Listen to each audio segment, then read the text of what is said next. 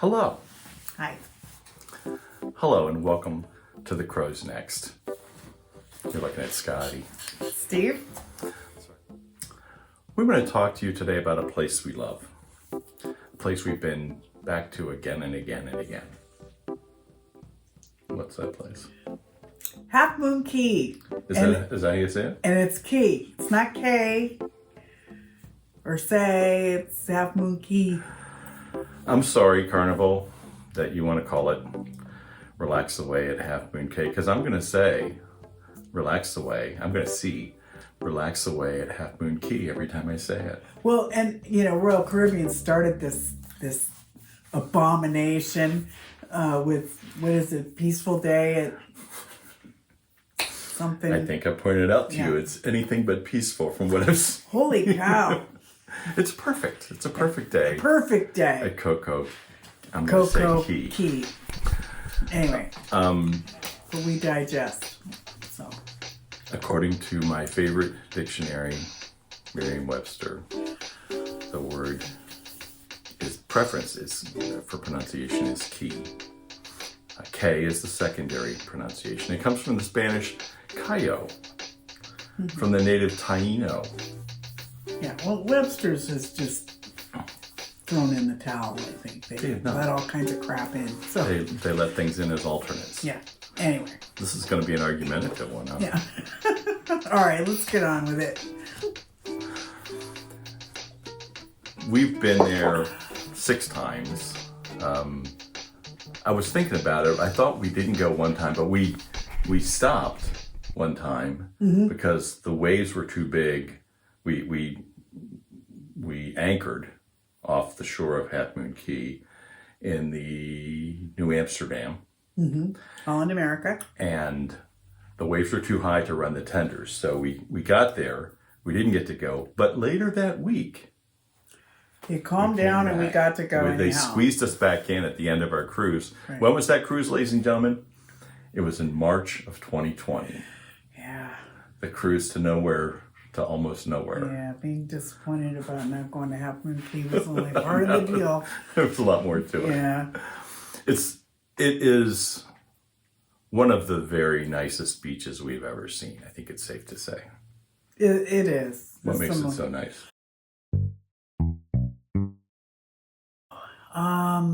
Well, it's the clearest water I've ever seen. There's a lot of pristine white sandy beach. It's probably not the best place for snorkeling. You're going to see a lot of teeny little transparent little fish. Little palometas. Palometas, yeah. But it's and apparently sea turtles, although we haven't seen them. People yeah. Well, you have to kind of go. Sea turtles. Yeah, you have to go out a little deeper and along close. the beach. Yeah. Anyway, it's just the most beautiful beach, and maybe I like it so much because I've been there so many times and it's predictable. I don't know, but it is the most beautiful beach so far. It's awesome. As far as snorkeling, I would compare it to snorkeling in your swimming pool. It's very similar clarity of water, and there's just about as much to see under the water, but it's super nice. And a beach that's like a swimming pool is nothing to sneeze at. Well, and being able to walk into the water so easily, because I always wear water shoes everywhere I go, but you could skip them for this beach. And also just walking into the water, because so many beaches in the Caribbean, there's sort of this shelf and drop off when you walk into the water on a beach, but this is a easy in, easy out, and it's lovely, and it's great for little kids if you have little kids with you. Yeah, it's protected pretty much from the bigger waves, at least up on the beach. You could take little kids there and not worry about them. They're going to be fine. Absolutely. Florida Panhandle Magazine, I think is the name of the magazine, of all people, did a recent article about the clearest ocean water at a beach or something like that of anywhere in the world. And they came up with the best beach in the Caribbean being Half Moon Key. Wow. And that's a Florida magazine. That's not a Bahamian. And they have magazine. a lot of nice beaches there. They have some nice beaches there. They Yeah. they have a place called Clearwater, but not clearer than Half Moon Key apparently. So yeah, it's an awesome place. It's actually called Little San Salvador Island on some maps because that's its real name. But Half Moon was the name named after the Henry Hudson's ship or explorer, Henry Hudson. It's also shaped like a half moon, which is kind of easier to digest. And it's located in the Bahamas, and it's a private island. We were told that no one lives there full time, that all of the people that work there either come off the boat to work there or they come over from their nearby islands. Right. Eleuthera and one of the other islands, Cat Island, maybe people come from. It's owned by Carnival, as I said, which means that it's available to the Carnival brands, principally Carnival and Holland America. I don't know who else is the Carnival brands? Cunard? Cunard, yeah, I don't think they use it. I don't know if they go there or not. Yeah. I'm gonna say maybe not. They go to that part of the world sometimes because they have a number of ships, but I don't know if they go there. We've been there so far. Every time we've been there, it's been while we were on a Holland America cruise. Mm-hmm. How do you get to the island? Well,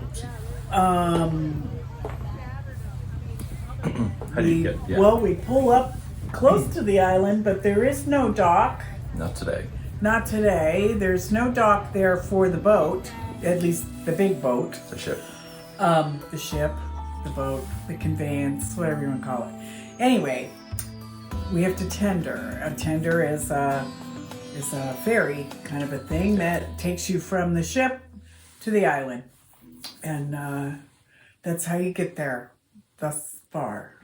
And there's some if you're not familiar with cruising, there are some ships that actually use their lifeboats for this purpose. On Half Moon Key, they have full-time little tender boats that they run back and forth to the ship. Kind of like a square little box. It is. It's a unwieldy little thing. It's got 2 levels.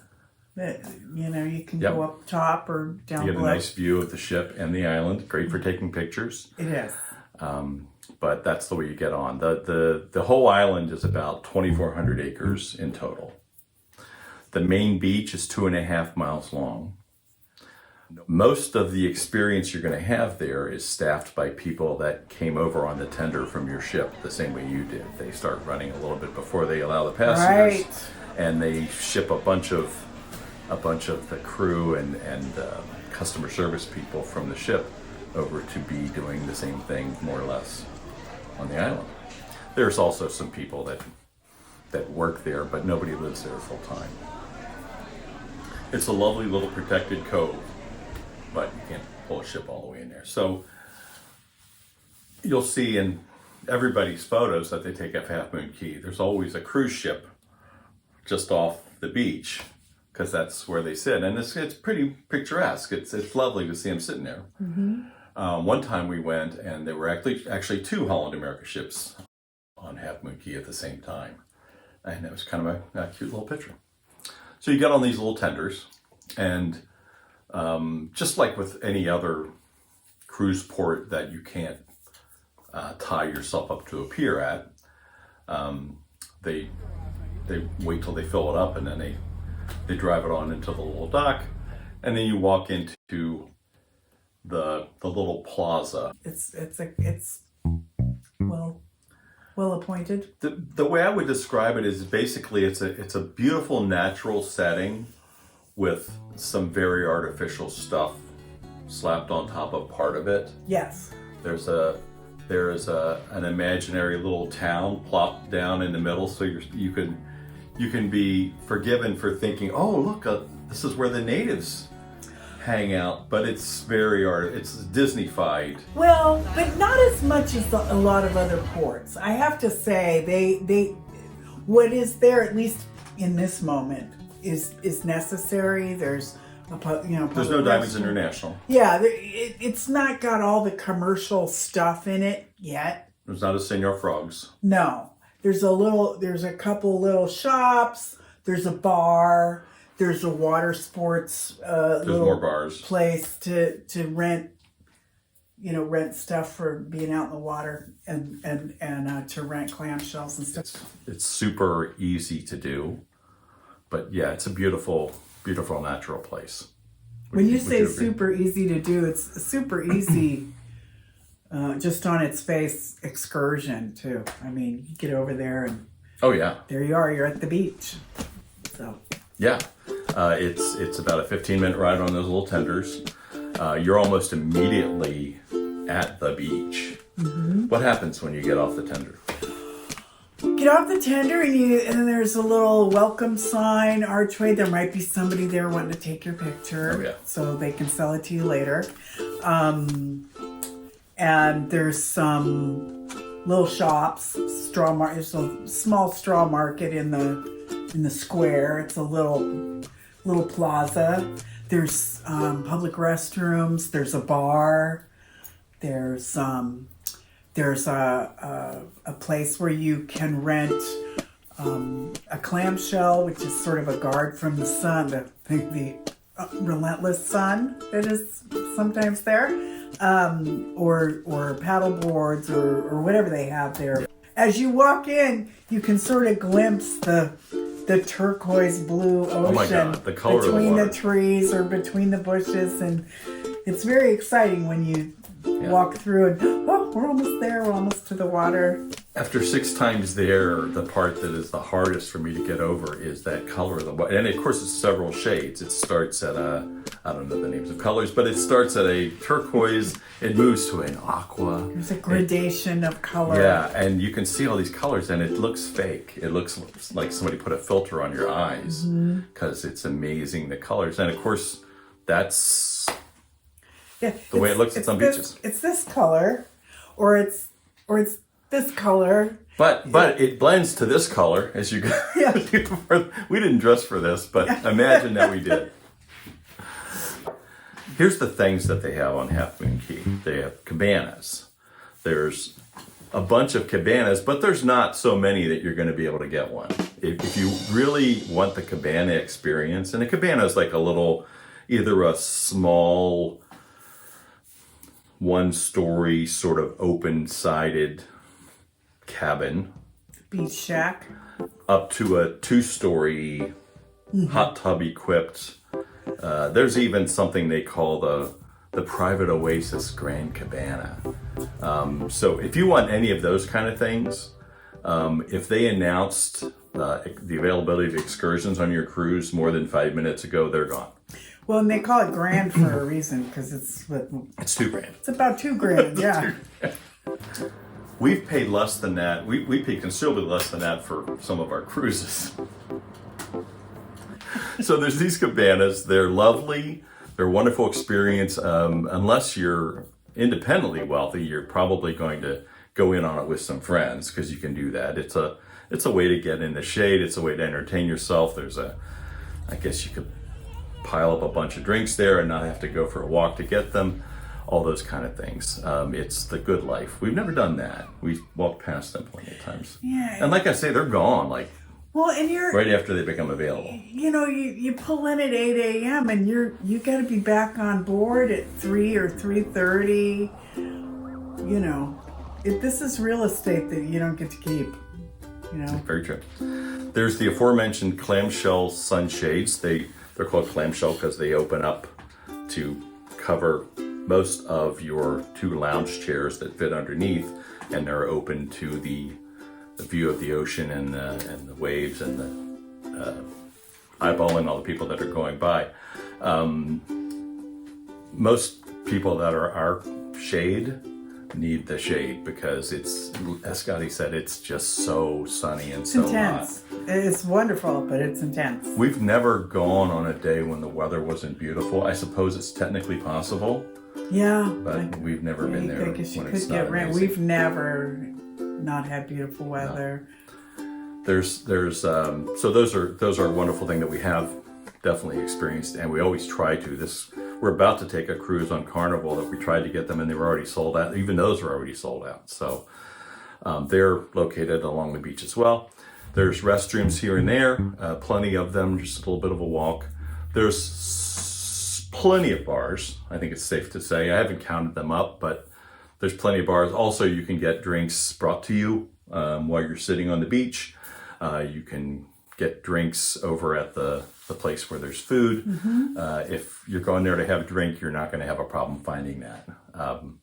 It's the home of the I Wish I Could Stay Here Forever bar, which I've told Scotty until she got tired of hearing it that I think every bar is actually named that. They just don't have a sign for most of them.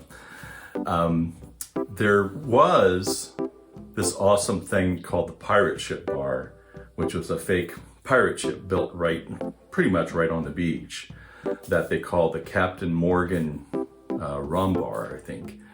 And it was a very prominent landmark until the last time we went. I know. I was meeting Steve because I had a meeting I needed to go to before we rendezvoused at Half Moon Cay, and I got on the ferry, and because he said he would meet me in front of the pirate ship.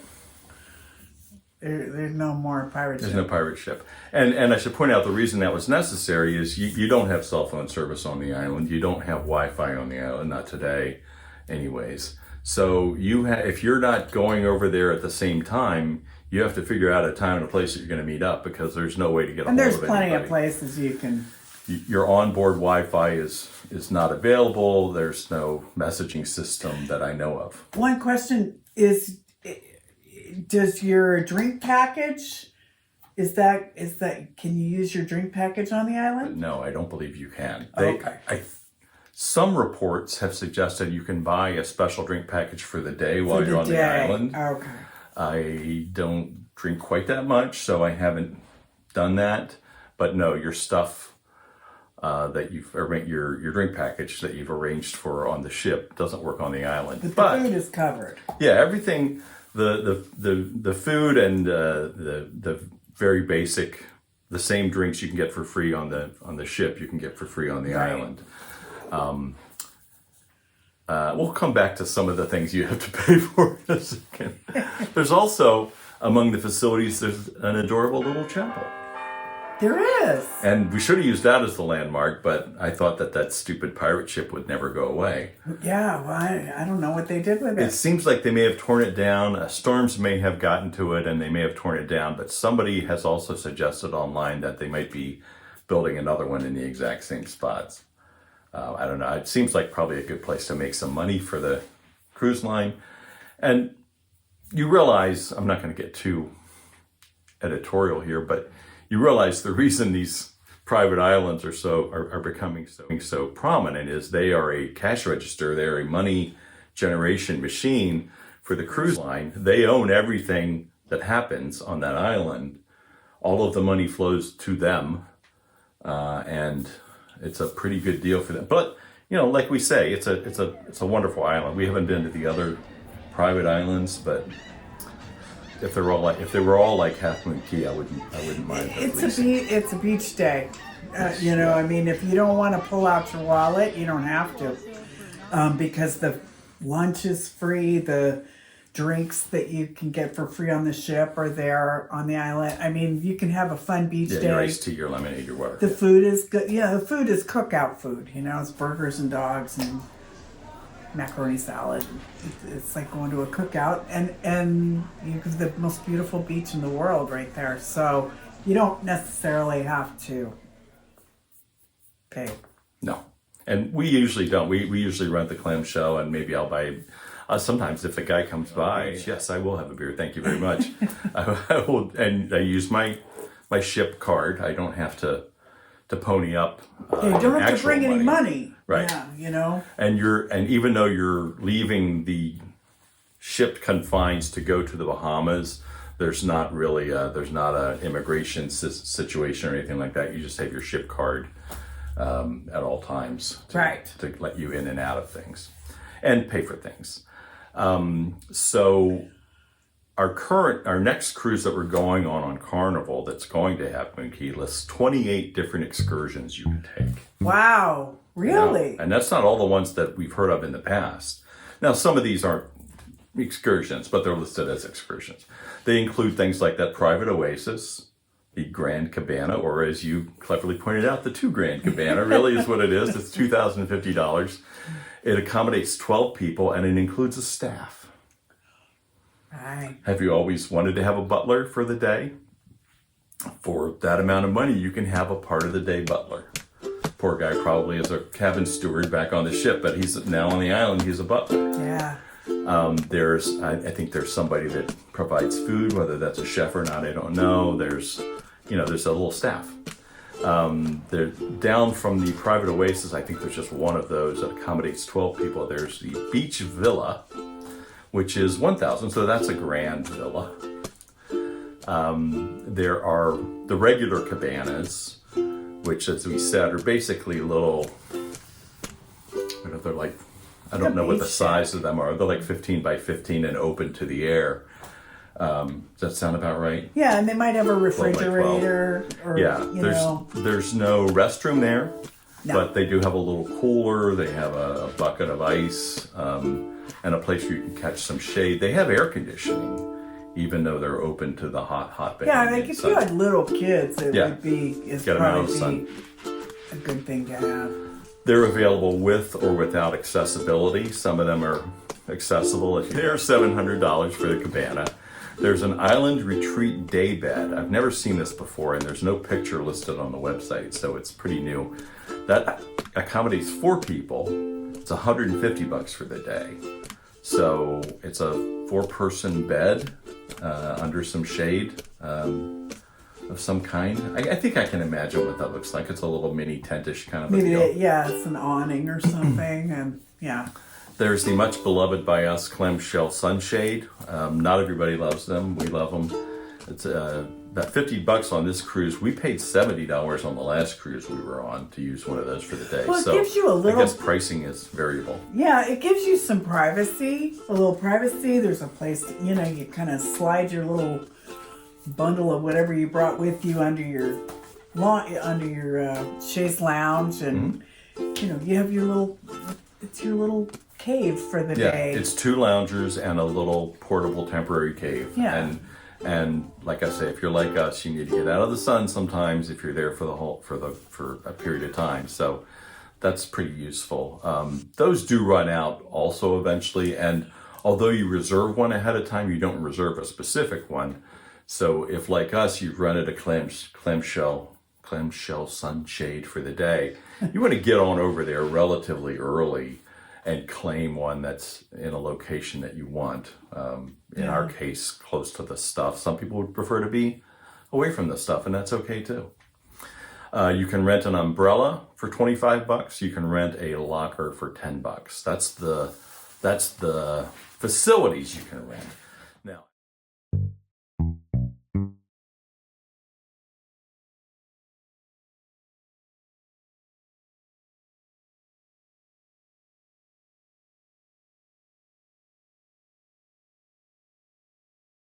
thank you from us here at the Crow's Nest, where the X stands for exile. Okay.